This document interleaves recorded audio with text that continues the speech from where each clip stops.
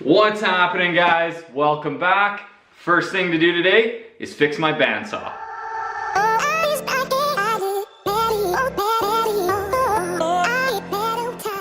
Alright, so we're getting a bit of a late start today. Last week my bandsaw broke. And I don't really know what's wrong with it. So first thing this morning I ran into KMS Tools where I bought that bandsaw to see if they could warranty it or if they had another one or something, but they no longer carry that model. So I toyed with the idea of buying a new big stand, big one, but we don't have the space or really the need for it right now, so we're gonna try to fix that little one. So we'll rip the motor off, see if there's something like visibly wrong with it, or if we have to buy a new motor, you know, what size of motor we need. Once we've done that, we can jump back onto the chassis, maybe do a little bit more welding on that. And then there's also the rear axle. We gotta do a little bit more bracket fabrication on it and weld on those brackets that are already on there, weld those solid. So we got some stuff to do, but first things first, let's take apart a bandsaw.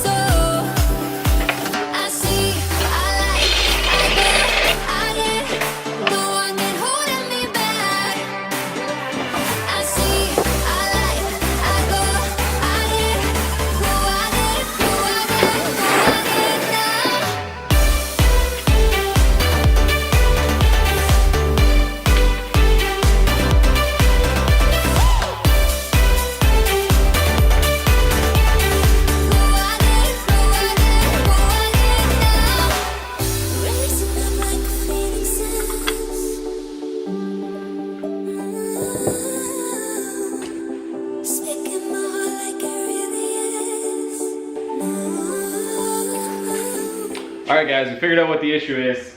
One of our bearings went bad.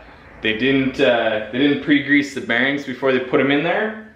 So the one bearing at the bottom had no grease on it, and all the rollers have fallen out, and it's just a mess. So I'm gonna try to dig that out, and then hopefully we can get a new bearing for it and have our saw back.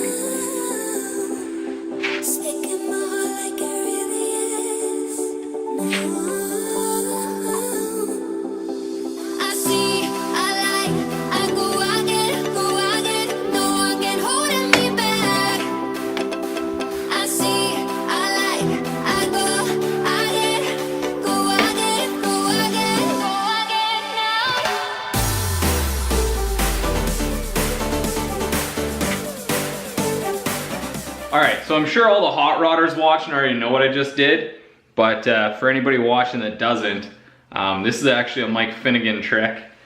To get your bearing out of a blind hole, you find a punch or a piece of wooden doweling that fits the ID of that bearing, and then you pack that bearing with either, I used heavy grease, or if that doesn't work you can use bar soap. You pack the innards of that bearing with grease. You stick your punch in there and you give it a whack, and the grease actually, the punch pushes the grease, and the grease travels behind the bearing and pushes it out around the punch. So if you ever need to get a bearing out of a blind hole, that's how you do it.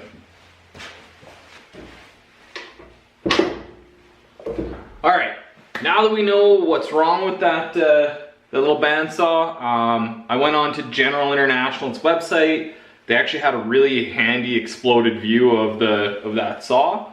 So I found that bearing. It's a HK0609 bearing, which I can just buy online. I think they're $6 from Bearing Canada, and then, you know, $25 to ship it from Ontario to Calgary. But I can get it, so we know that we can fix that saw. We don't need a new one. But we're gonna have to wait a few weeks probably to get that bearing. So what can we do in the meantime? Rather than working on the chassis, I think we're gonna pull out the rear axle and work on the mounts on the back of that. So we can finish weld up those main plates, and then we can even look at double shearing the panhard mount. So let's move all the junk out from in front of it and drag that thing out. You cut my heart in a million pieces. Damn, why you gotta be so heartless? Why you gotta be so heartless? You cut my heart in a million pieces. Damn, why you gotta be so heartless? Why you gotta be so heartless? You got me like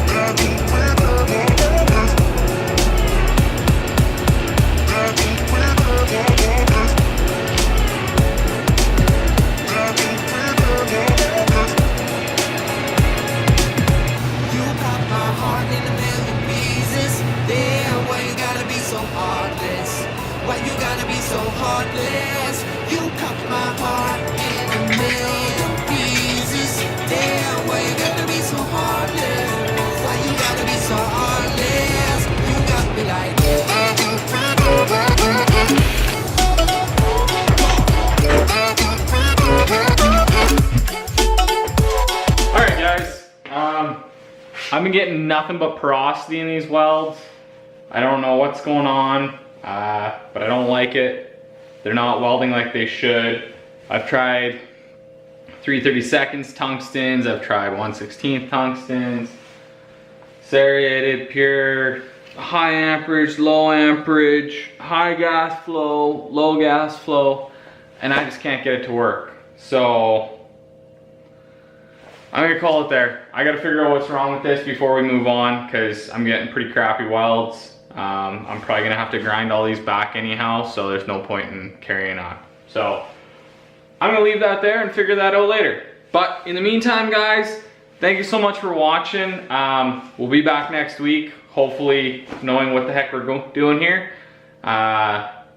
Till then, thanks for watching. If you haven't already, hit the like, subscribe button, and we'll see you next week. I'm out of here.